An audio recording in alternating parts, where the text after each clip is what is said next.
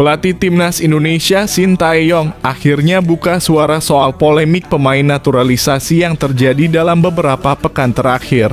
Pemain naturalisasi kembali menjadi perbincangan usai Timnas Indonesia memetik 2 poin di putaran ketiga kualifikasi Piala Dunia 2026 zona Asia. Polemik tersebut muncul setelah mantan dubes Indonesia untuk Polandia, Peter Frans Gonta resah dengan kehadiran pemain naturalisasi. Keresahan tersebut disampaikan lewat kritiknya di media sosial Instagram hingga menjadi perbincangan supporter Garuda. Salah satu poin yang banyak diperbincangkan adalah ketika Gonta menyebut ada pemain naturalisasi tak mengembalikan paspor lamanya. Sontak adanya pemain naturalisasi yang tidak mengembalikan paspor lamanya membuat supporter bertanya-tanya.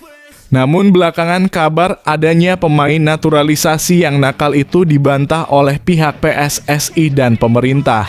Terkait polemik soal pemain naturalisasi di Timnas Indonesia, Sintayong akhirnya mau angkat bicara untuk menjelaskan. Pelatih asal Korea Selatan itu mengatakan ada standar yang harus dipenuhi bagi seorang pemain untuk menjalani proses naturalisasi. Artinya, tidak semua pemain yang dianggap bagus serta-merta akan diajak bergabung dengan Timnas Indonesia. Saya lihat video klip soal pemain dan hanya melihat pemain dengan keturunan Indonesia, ujar STY. Jika pemain yang diinginkan tidak memiliki darah Indonesia, pelatih berusia 53 tahun itu memastikan tak akan dinaturalisasi. Oleh karena itu, tidak ada pemain tanpa dalam kurung darah Indonesia yang membuat saya tertarik, ucapnya menjelaskan. Komitmen tersebut, lanjut dia, sudah dipegang sejak lama sehingga pemain yang akan dinaturalisasi benar-benar diseleksi secara ketat. Terutama soal ada tidaknya darah Indonesia yang mengalir dalam tubuh pemain. Ini yang saya lihat selama ini dan cara saya mencari para pemain ini, dalam kurung keturunan, pungkasnya.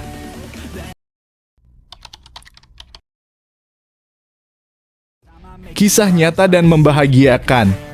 Ketika Timnas Indonesia yang pernah terpaut 81 posisi dari Timnas Vietnam di ranking FIFA, kini cuma ketinggalan 13 peringkat. Kisah perjalanan Timnas Indonesia dalam dunia sepak bola menarik untuk disimak, terutama dalam konteks persaingan dengan Timnas Vietnam. Dulu Indonesia berada di peringkat 173 FIFA, terpaut 81 posisi dari Vietnam yang berada di peringkat 92.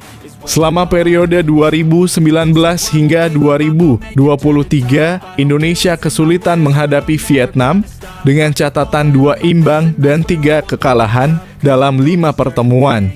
Namun, situasi mulai berubah di awal 2023. Vietnam kehilangan pelatih Park Hang-seo yang sebelumnya membawa mereka meraih prestasi, sementara Timnas Indonesia di bawah asuhan Sintayong mulai menunjukkan perkembangan yang signifikan.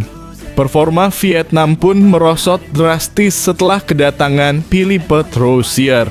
Menjelang Piala Asia 2023, Vietnam hanya meraih 1 kemenangan dari 5 pertandingan. Mereka bahkan tersingkir dari fase grup, termasuk kekalahan 0 hingga 1 dari Indonesia. Setelah turnamen, Vietnam turun ke peringkat 105 dunia, sementara Indonesia naik ke 142. Momentum positif terus berlanjut.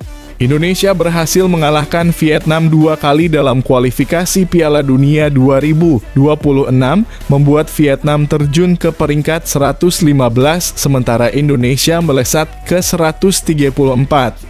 Pada FIFA Matchday September 2024, Indonesia kembali naik ke peringkat 129 setelah hasil imbang melawan Arab Saudi dan Australia, sedangkan Vietnam turun ke 116.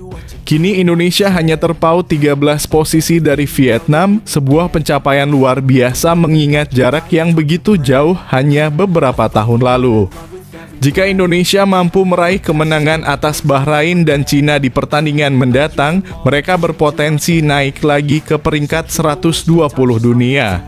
Cerita ini adalah gambaran nyata dari kerja keras dan perjuangan Timnas Indonesia untuk kembali ke jalur prestasi.